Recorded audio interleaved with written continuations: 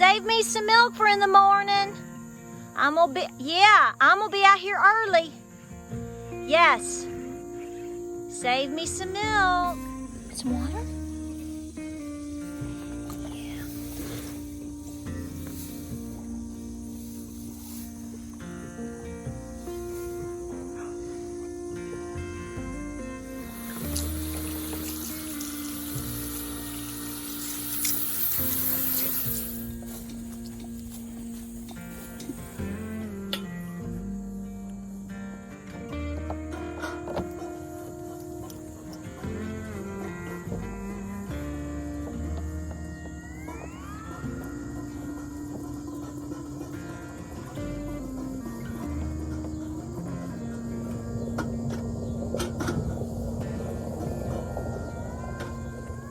So hey guys, welcome to Appalachia's Homestead. This is going to be a hodgepodge video, a little bit of seed saving, questions you've been asking. I'm going to go do some barn chores, maybe take you along and tag you along on that, and catch you up on some things that we've been doing. So, you want to see some Cherokee corn beads? We've got some really nice ones this year. Come along. So I have made multiple videos on the Cherokee corn beads. It's not cornbread. Every time you try to type that out on social media, it wants to say cornbread, which cornbread's good too, darling.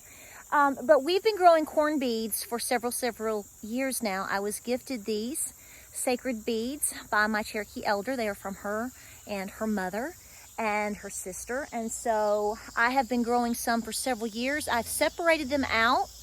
What you're seeing grow here has actually come back this year fully as volunteers. I didn't plant any seeds. And so now that we're pushing into fall, now we're seeing them actually turn. So these are more of a sacred, decorative item. Somebody asked, do we eat them? No, we do not eat them. We use them, a lot of times you see them ornamentally in terms of necklaces and on gourds and in pottery and in earrings, jewelry, different things like that. Corn bead necklaces are my favorite. And so I have them in other things. Miss Lou makes a lot of different things with them. So I wanted to show you what they look like because everybody is always so intrigued by these. So some of these are good to go. Some are still turning and some still might be a little bit, sometimes they don't turn out so great, but you save those anyway because those are good for seed saving. So basically what you're looking at here is the actual plants themselves, and they get about, oh my goodness, these are a good 5 feet tall, and you can get several different colors. Miss Lou this year is getting a lot of brown ones. A lot of beautiful caramel colored ones are a lot of the ones that she is getting. I'm getting a mix. I'm getting more blacks this year. You can see they're still turning a little bit. What they will do is they will come out and grow from the plant, and you will see that the actual corn bead itself will be green, and then they will turn to a certain color. Okay, you can have gray, you can have white, you can have black, all kinds of different things. And you really need to get out here and pick them, Patera, because they will start falling off, which is why you start having so many volunteers come back and whatnot, which I like that to a certain degree. Look at that. That one is going to be huge. Look at that. They're beautiful. If you know the story of the Trail of Tears, basically what you're looking at is the idea that these were on the trail. And everywhere that one fell, a tear fell, a plant grew, hence you have the corn beads. You may know them as Job's tears. A lot of you out there that have rosaries and different things like that, you are familiar with that as well.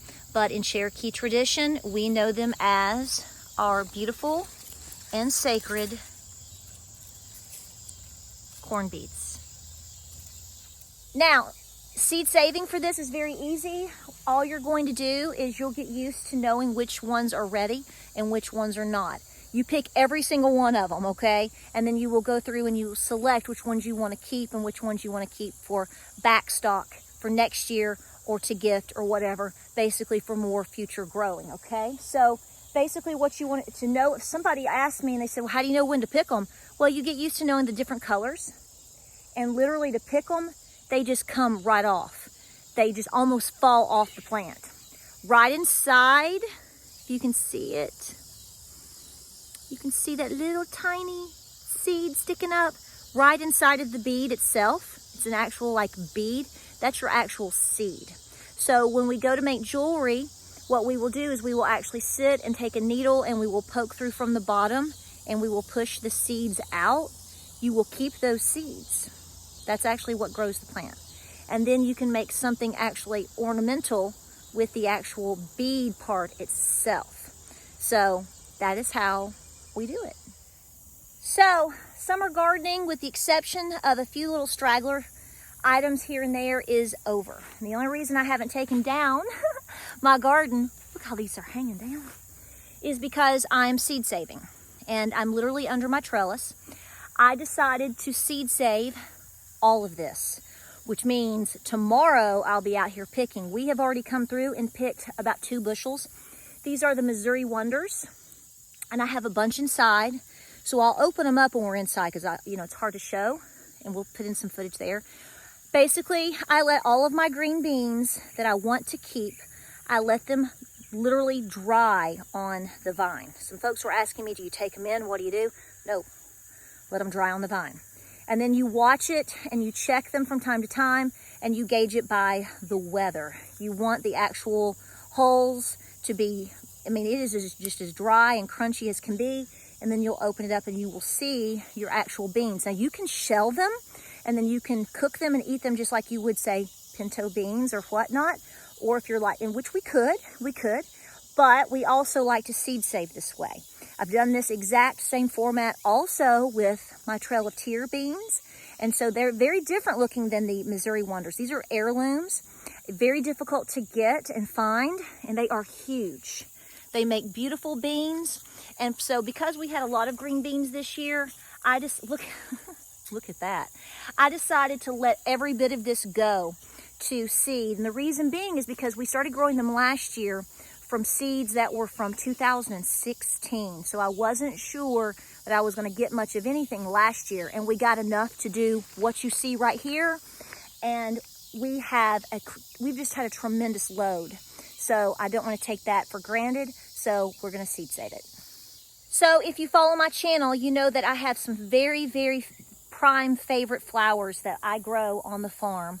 One of them is what you're seeing right here, which is the Bright Lights Cosmos. We have 2 massive rows up in the major garden that we seed save from, but last year we put seeds down. It did beautiful. It was abundant. This year we didn't plant any seeds in that entire large area up there because it all came back as volunteers, but it's time to seed save again. So Cosmos is great because it's beautiful. We love Go Big Orange. We're Southeast Tennessee. Hello. But also these are very easy to seed save from, and it's a wonderful thing to put at any homestead because your bees absolutely love Cosmos. And while they are all over any color, I will tell you, they seem to really, truly love the orange the best. Go Vols. Now, it's just like this. It's very simple. So you go from a beautiful, rich, blood orange Cosmos, and then you just let them dry right onto the stems. And some of these are actually taller than me, okay? And you can see right here, this is what you're going to be looking like. I have been showing this and showing you these for years, and all you have to do when it's time to seed save is literally come up and collect the seeds just like that. It is truly that simple.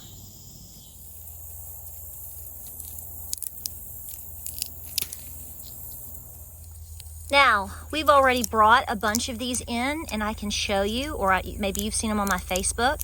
I just picked a couple of these straight off the trellis. Remember how I use my dog kennel? These are your Trail of Tear heirloom beans, straight out of your dried, right in the hole. And so what I've done, just like you saw with the Missouri Wonders, is I'm literally letting them dry right inside.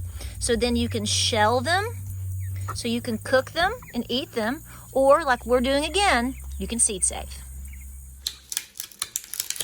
All right, so before I go to the barn and check on all my critters, this gives you an idea of what I'm talking about with your Missouri Wonders. They are a delicious bean. They cook well any which way, and let me tell you, they make glorious, glorious leather breeches. So you can see the cleome, your fourth sister. My whole patch is coming to an end. It's beginning to develop pods and go to seed. Let me show you what that looks like. So right off the actual stem of the cleome, it won't come off of the actual tips like you see a lot of flowers do when they dry and then they go to seed there. Oh no, we do this. This is what the cleome do. And they are incredible, incredible in terms of shedding their own seeds. That's why a lot of people say when you plant them, you better love them because they're not afraid. Look here. Is that a little bug? What is that right there? Is that a little cat? Look at that. Can you see that? Looky there. But those little seeds are all in there is exactly what you're looking for when it comes to reseeding the cleome. Now my Nana has been growing them year after year, and they come back year after year, and her pods are much bigger than mine. So I'm hoping as the years press forward, you will see more establishment with that. See right here? So I will seed save. I already have a bunch, but I will collect these because I want to have other areas with the cleome. Beautiful flower, the fourth sister, great for hummingbirds and pollinators. And if nothing else, just to know that I have planted and I am sharing my great-grandmother's flowers straight from her seeds is exactly why I did this. So grow, baby, grow. Say hi to everybody. No, you cannot eat my camera. Say hi. So we have a situation. Baby Balsam is no longer being bottle fed. She hit 12 weeks, 3 months old this past weekend. Thank you. I feel good, Cochise, thank you. And so I stopped her last bottle. You slowly wean them down and I go to 12 weeks. Here's the thing. She's used to being in the barn. She's used to being with LGDs. So she may be a barn goat up with Enoli until Enoli goes out, because I put Enoli out during the day and bring her back in the evening. That's to protect her. Enoli is our livestock guardian dog puppy. And she and this little baby goat, who was the goat we had back in June, total surprise, bottle fed the whole time. I'm her mommy. Well, they've bonded big time. So we're gonna have to work with this situation a little bit. Hey. What do you, okay, so we gotta figure this out. Okay, so I'm gonna try to film a little bit of milking. It's not gonna be that great because I'm not set up in my stanchion yet.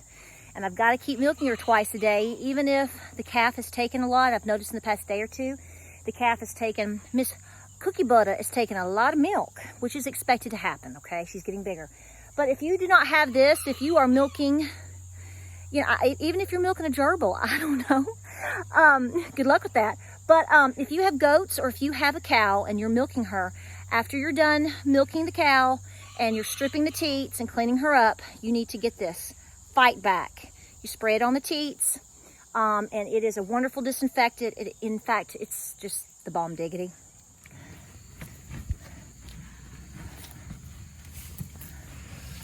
All right, we're gonna clear each teat like so. That's not dirt. She has a spot. You see that right there? It's a spot on her teat. I'm gonna squirt each teat, and we are gonna be ready to milk. So this is important to see. When you want to milk a cow and film it, it's not going to happen for you. Second to that, the afternoon, evening milkings are never as good as the morning, because like today it was 87 degrees. They're not real fond of being milked when it's 87 degrees because you tend to have flies, it's hot, they are ornery, they want to be in the shade, you know, all of these things. You have a lot of competition. So we will try to milk again. Now, I know a lot of you are going to say, girl, get her in a milking stanchion. Yes, it's halfway done. But, you know, when your husband is at work all day, you have to work with that. But what I'm doing is I'm making sure, yeah, she's calling for a baby. I am making sure that I am milking her twice a day, even if it's a fail. She normally isn't a fail, but sometimes I haven't been able to keep the milk, and that's what's gonna happen. See, this is the thing, is all these people ask me, I'm gonna get a dairy cow, and they think they're gonna get, 5, 6, 7 gallons a day. Well, if you have a young cow like I do, and she's wonderful, but she's still in a sense being trained to be milked. This is only her second time. And you're dealing with heat and you're dealing with different elements. What I'm basically saying is, folks, sometimes there's just a bad day. So what that boils down to, folks, is don't cry over spilled milk, because it definitely happens. It's all right, as long as everybody is healthy and seemingly happy, and doing their thing, and we're getting, on most days, we're getting a lot of milk, and we're still learning to work with her and establish the baby, little Miss Cookie Butter. Dogs are doing great, chickens are doing great, egg cells are great. I'm gonna put some quail eggs in the incubator. So all is good. Seed saving is going really good. But I do think we're going to have a crazy busy winter coming up, so make sure you're keeping your pantry stocked. Well, folks, as I was milking, my hunky husband has come home from work, and I have got him a huge pot roast cooked. So I'm going to go relax and see my husband. Hope you're well. It's just kind of a catch-up video, of answer a few questions and share a few things. We have more videos coming your way, and we sure do appreciate you. Y'all stay busy. We'll see you on the next video.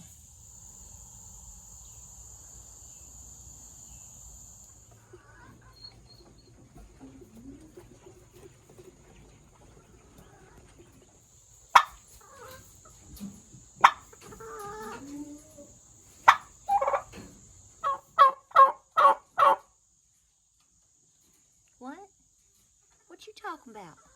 Girlfriend. Really? Okay. Some bright morning when this life is over, I'll fly away. Woo!